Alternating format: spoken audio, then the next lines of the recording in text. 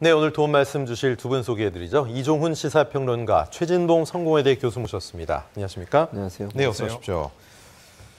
네, 의원총회를 통해서 당대표 직무대행 체제를 추임받은 권성동 원내대표. 지난 10일 권 원내대표가 윤석열 대통령을 만난 것으로 확인이 됐습니다. 이 자리에서 권 원내대표는 조기 전당대회가 아닌 6개월 직무대행 체제로 가는 방안을 윤 대통령에게 보고했다는데요. 그리고 이 총에서 추인이 됐죠. 자, 이 일련의 과정, 결국은 윤심이 최종적으로 작용이 된 것이 아니냐 이렇게 보는 시각이 많습니다. 네, 뭐 정치적으로는 충분히 그렇게 해석할 여지가 이제 있는 건 맞고요. 네. 자, 그런데 이제 이번 상황의 좀 특수성도 좀 고려는 해야 된다라고 봐요. 그러니까 지금 당에서 아주 이례적인 비상 상황이 발생한 거잖아요. 네. 그러니까 대표가 징계를 받는 초유의 사건이 이제 벌어진 거고, 또 그 징계가 일어나기 전까지 계속 당내 갈등이 이어져 왔었고, 네. 그게 지금 이제 그 윤석열 대통령의 국정수행 지지율에도 상당수 영향을 미쳤단 말이에요. 자, 그런 상태에서 이거를 대통령이 무조건 이제 외면하고 나 모른 척하고 있는 게 과연 바람직하냐는 거죠. 그러니까 어떤 형태로든 뭐 그 만나서 이 얘기를 일단 듣고 싶었을 가능성이 높다라고 생각하고요. 그러니까 이게 이제 개입이냐 아니냐 하는 부분은 거기서 예를 들어 윤석열 대통령이 이 문제는 이렇게 정리하는 게 좋겠습니다. 라고 방향을 제시를 했다 그러면 그거는 이제 개입이 되는 거죠. 그런데 단순히 의견 이제 청취를 하고 뭐 그래서 이렇게 가려고 한다. 라고 이제 권성동 원내대표가 얘기하고 뭐 윤석열 대통령이 대강 수긍한 정도라면 그거를 개입으로 이야기하는 것은 좀 과도한 해석이 아닌가 이렇게 생각을 합니다. 네, 윤 대통령이 당무에 관여하지 않겠다고 말했었는데 주말 회동으로 이렇게 되면 윤 대통령의 기존의 입장이 바뀐 거 아니냐 이렇게 보는 시각도 있는데 사실 뭐 집권 여당의 원내대표와 대통령이 만난 건 그렇게 이상한 일은 아니에요, 그죠? 그렇죠. 그러니까 이게 이제 공식적으로 만나냐 비공식적으로 만나냐의 문제라고 보여져요. 그러니까 공식적으로 만나서 당정 간에 논의할 수 있고 할 수 있죠. 또 이제 그게 뉴스화되고 이런 경우도 많이 있고요. 다만 이제 그 윤석열 대통령 겉으로는 이렇게 말씀을 하시지만 실제적으로는 이제 당에 일정 부분 여러 가지 그 말씀을 하시는 것 같아요. 그리고 현재로서는 아직까지는 윤석열화라고 제가 표현할 수 있을지 모르겠는데 국민의힘이 그렇게 된 건 아니라고 보여지거든요. 그러니까 일정 부분 윤석열 대통령의 국정 운영을 뒷받침할 수 있는 그런 정체성의 당으로 변모시키기 위해서는 어쨌든 지금 입장에서는 본인의 의사를 전달할 수밖에 없는 거죠. 그리고 이제 권성동 원내대표가 그 중심에 이제 교량적 역할을 하는 거잖아요. 그러니까 대통령실과 당 사이의 교량적 역할을 하는 거니까 권성동 원내대표를 만나서 그런 의사를 전달했을 가능성이 있다고 봐요. 물론 겉으로는 당연히 당무에 관여하지 않는다고 얘기하지 그 대통령이 당무에 관여한다고 그러면 그 자체가 논란이 될 수 있거든요. 그래서 아마 이제 겉으로는 그렇게 얘기하지만 아마 당분간은 그런 연결고리 계속될 수 있다. 왜냐하면 지금 현재는 완전히 윤핵관들이 당을 장악했다고 보기 어렵거든요. 또 윤핵관 내부에 뭐 나중에 얘기하겠지만 약간의 갈등 요소도 존재하고 있는 부분이 있어서 그런 점에서 본다고 하면 대통령이 좀 정리를 해줄 필요가 있다. 그런 점에서 아마 권성동 원내대표하고 윤핵관들을 함께 만나서 당과 관련된 여러 가지 논의를 하지 않았나 이렇게 보여집니다. 그런데 주말 윤 대통령과 친윤계 의원들의 모임에 뭐 친윤 중에 친윤으로 알려져 있죠. 장제원 의원이 나오지 않았습니다. 이것 갖고도 또 말이 많은데 장 의원은 그제 의원총회에도 불참을 했죠. 자, 언론 보도에 따르면 조기 전당대회파로 알려진 장제원 의원이 대통령 만찬 회동 그리고 이 총회 참석하지 않은 것. 중앙일보는 당내에서 이준석 징계 이후 당 진로를 놓고 장제원과 권성동의 생각이 달랐던 것으로 안다라고 보도했고요. 한 재선 의원은 장 의원은 요즘도 윤 대통령과 수시로 통화하고 만난다. 장 의원이 윤 대통령의 뜻을 더 잘 읽었을 수도 있다. 좀 다른 분석을 했습니다. 조선일보 분석인데요. 자, 장제원 의원의 불참을 놓고 여러 가지 뭐 다른 시각들이 나오고 있습니다. 최 교수님은 어떻게 보세요? 그러니까 저는 그 장제원 의원하고 권성동 원내대표 사이에 어쨌든 경쟁이라고 봐요. 개인적으로 그렇게 생각을 하고요. 당대표, 이제 차기 당대표를 누가 하느냐가 중요하잖아요. 공천권을 갖고 있기 때문에. 그리고 공천권을 가지고 있는 사람이 윤핵관 중 윤핵관이 돼야 돼요. 그래야 윤석열 대통령의 그립감이, 당에 대한 그립감이 커질 수밖에 없는 거거든요. 그런 차원에서 보면 두 사람이 경쟁을 할 수밖에 없고 윤 대통령 입장에 저는 개인적으로 어느 한쪽에 힘을 실어줄 거라고 보지 않습니다. 개인적으로. 그러니까 양측이 다 같이 그냥 경쟁해라.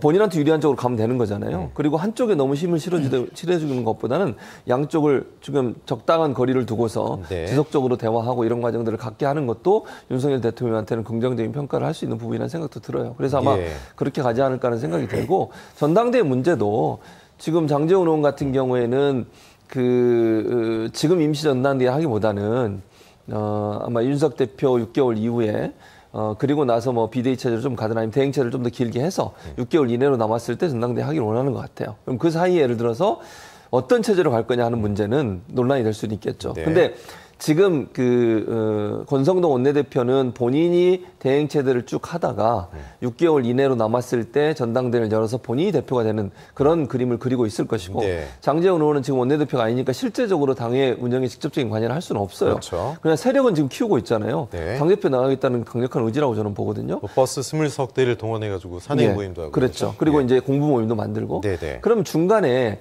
권성동 원내대표가 하는 것보다는 다른 사람이 잠깐 하고 본인한테 넘어오길 바라는 부분이 분명히 있을 거예요. 그게 만철수 의원이 됐든 네. 김기현 전 원내대표가 됐든 누가 됐든 간에. 예. 근데 권성동 원내대표가 자리를 잡고 있으니까 두 사람이 경쟁하는 가운데 있는 입장에서 장제원 의원 입장에서는 상당히 불쾌할 수 있죠.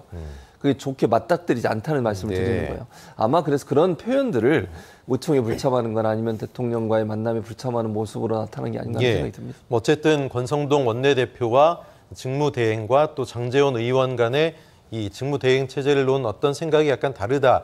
이거는 분명해 보입니다. 그런데 이 지적에 대해서 권성동 원내대표는 장 의원이 지역구에 일이 있어서 의총에 못 나온다. 사전에 전화를 걸고 양해를 했다. 이렇게 뭐 우려를 불식시키면서 옹호를 하고 있습니다. 두 사람 관계 정말 뭐 이상기류가 없다고 봐야 될까요? 글쎄 뭐 이상기류 내지는 뭐 갈등 이런 네. 정도까지는 아닌데 예. 그러니까 지금 노선 차이는 좀 존재하는 게 아닌가 네네. 이런 생각이 들어요. 그래서 뭐 권성동 이제 원내대표의 생각은 이제 대행 체제를 최대한 이제 권한 대행 체제를 최대한 예. 길게 가져가고 그 상태에서 이제 조금 전에 말씀하셨듯이 대표 자녀 임기가 6개월 미만 남았을 때 전당대회로 넘어가면 본인도 이제 그 차기 당대표로 곧바로 도전을 하면서 네. 당대표직을 이제 거머쥐는 네. 그런 그림을 이제 그리고 있는 거죠. 그런데 이제 장제원 의원은 좀 생각이 다른 부분이 예. 이거는 그야말로 권성동 의원 그 형님께서 너무 욕심이 많으신 거 아니냐 이런 얘기입니다. 예, 예. 그래서 이제 사실 지금 조기 전당대회 체제로 넘어가게 되면 네. 그러니까 뭐 이준석 대표하고의 관계 부분 정리하는 게 조금 이제 과제긴 한데 어찌됐건 조기 전당대회로 넘어가게 되면 자녀 임기만 이제 수행하는 대표를 뽑게 되는 거잖아요. 그렇죠. 그게 이제 몇 달이 될지 뭐 아주 뭐 최장으로 보면 그래도 뭐 한 10개월 이렇게 될 수도 있는 건데 네. 중간에 이제 약간 브릿지 역할을 해주는 대표는 그러니까 우리 윤핵관 말고 다른 사람을 시키는 것도 나쁘지 않다. 예컨대 네. 안철수 의원 같은 예. 인물을 시키는 것도 나쁘지 않다는 생각을 하는 것 같아요. 그리고 안철수 의원하고 어찌됐건 그 지난 대선 기간에 후보 단일화 협상하는 과정에 장제원 의원은 깊숙이 관계를 했었잖아요. 중간에서 역할을 했죠. 예, 그래서 아마 그 대외적으로 알려지지 아니한 그런 약속들도 좀 있었을 겁니다. 네. 그 중에는 아마 이제 당에서 대표직을 이제 언젠가 한번 할 수 있도록 기회를 주는 부분도 포함이 돼 있을 가능성이 크다라고 예. 저는 봐요. 그런 측면에서 볼 때 이제 장 의원은 그 약속도 지켜야 되지 않겠냐. 네. 그런 얘기를 할 가능성이 높다고 저는 봐요. 안 예. 그러면 사실은 안철수 의원에게 만약에 그 지금 총리직도 포기하고 당에서 역할을 하겠다고 했는데 당대표도 한 번도 안 시켜준다 이러면 과연 이제 뭐 공동정부조차도 구성이 안 된 상태에서 네.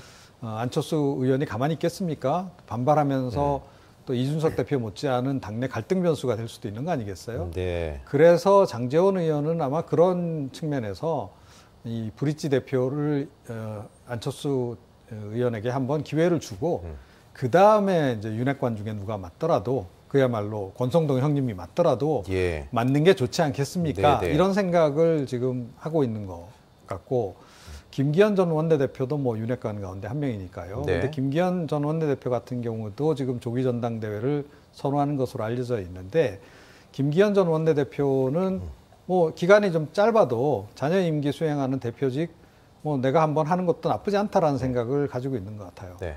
그거 한번 하고 나서 뭐 그 다음에 다른 기회를 또 많이 볼 수 있는 거 아니겠습니까? 그렇죠. 입각할 수도 있는 거고 뭐 여러 가지 기회가 있기 때문에 그래서 지금 윤핵관들이 서로 지금 그리는 그림이 조금씩 예. 다른 거예요. 그런데 그거를 이제 아직까지 뭐 갈등으로까지 규정짓기는 좀 모호한 네. 그런 국면이다. 예. 이렇게 생각합니다. 뭐 동상이몽이죠. 정치적 스탠스가 조금씩 다르기 때문에 또 당대표라는 목표로 가는 공통적인 목표가 있을 수 있기 때문에 방법론은 좀 윤핵관으로 불리는 몇몇 정치인들 다를 수 있을 것 같습니다. 이런 가운데 권성동 대행이 어제 이준석 대표가 출범시킨 혁신위 회의에 나가서 위축되지 말라고 격려했습니다. 뭐 일각에서는 이게 이준석 대표의 혁신위를 좀 달래면서 이 대표를 달래기에 들어가는 거 아니냐 이렇게 보는 시각이 있더라고요. 네. 그거보다 이제 이준석 대표가 빠져나간 상태에서 네. 혁신위를 그러면 완전히 무력화시키는 거 아니냐라고 하는 또 이제 우려가 제기될 수 있잖아요. 예. 그러면 이제 이준석 대표 빠지면서 이제 국민의힘은 이제 혁신하고는 완전히 결별하는 거냐. 그런 또 비판론이 제기되지 않겠습니까? 네. 뭐 안 그래도 지금 일각에서 뭐 도로 새누리당 되는 거다. 뭐 이런 지적도 막 나오고 있는 네. 상황이란 말이에요. 자, 그래서 그런 부분을 좀 의식을 상당히 한 것 같아요. 그래서 혁신위는 어찌됐건 기능을 좀 할 수 있도록 그렇게 이제 보장하겠다라고 하는 의지를 내비친 건데, 예. 그렇다고 해서 혁신위가 과연 이 제대로 혁신을 해낼 수 있을지는 네. 좀 의문입니다. 아마 이준석 대표 체제 하에서보다 혁신은 일단은 더 어려워질 것으로 봐야 되지 않을까. 힘이 더 빠지는 거죠. 예, 그렇게 생각을 합니다. 예. 권성동 직무대행이 어제 한 방송에도 출연했습니다. 이준석 대표 언제 만날 거냐 물었더니 조금 시간이 흐른 뒤에 당직자들과 논의하고 결정하겠다 이렇게 얘기했는데요. 과연 뭐 만나긴 만나야 될 텐데 일단 소통은 지금 안 한 것으로 알려져 있거든요. 어떻게 보세요? 그러니까 소통을 안 하고 있고 만나는 네. 것도 급하게 할 가능성은 없다고 봐요. 그럴 예. 이유도 없고요.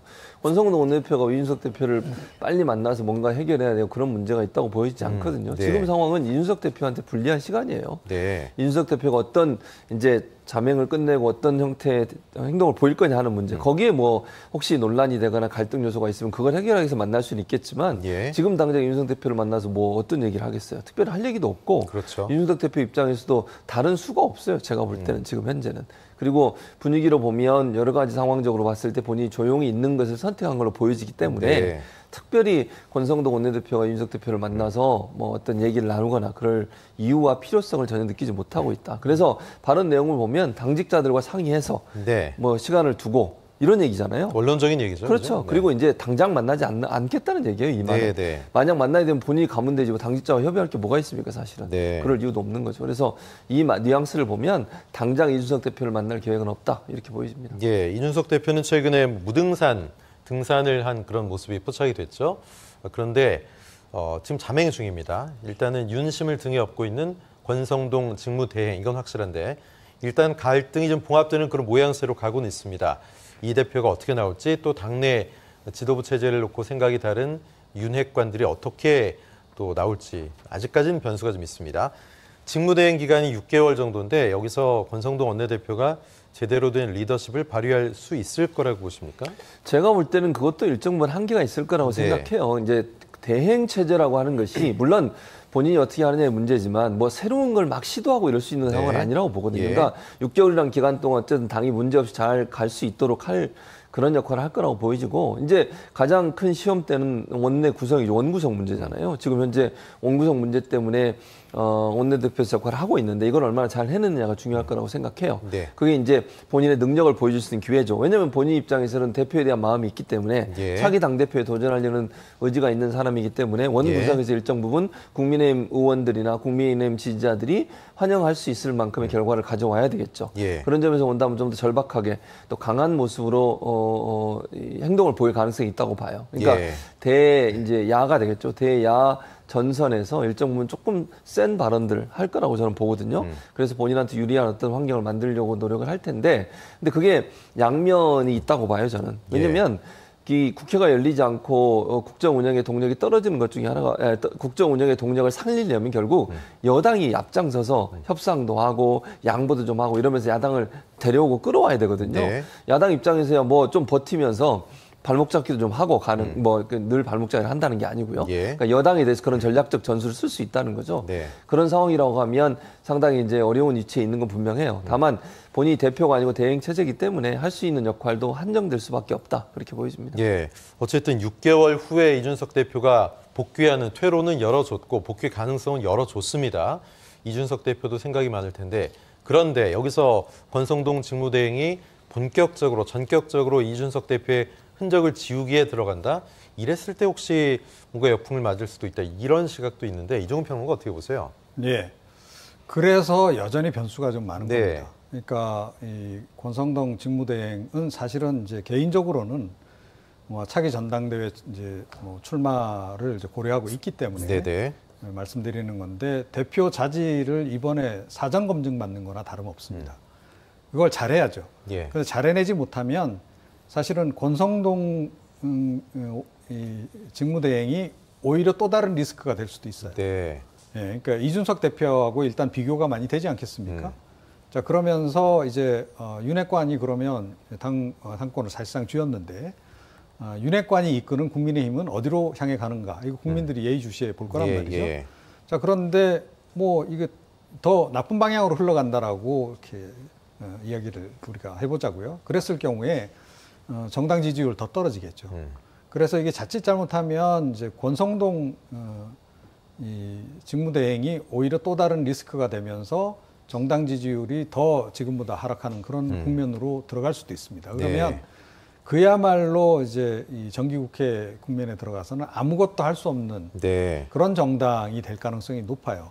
그러니까 대통령 국정수행 지지율도 뭐 떨어져서 뭐 30대 초반인 것 같이 지금 나오고 있는 상황인데 거기에 더해서 국민의힘까지 그렇게 정당 지지율이 하락한다라고 전제하면 일단 민주당이 뭐 어떻게 보겠습니까? 협상 파트너로 인정을 할까요?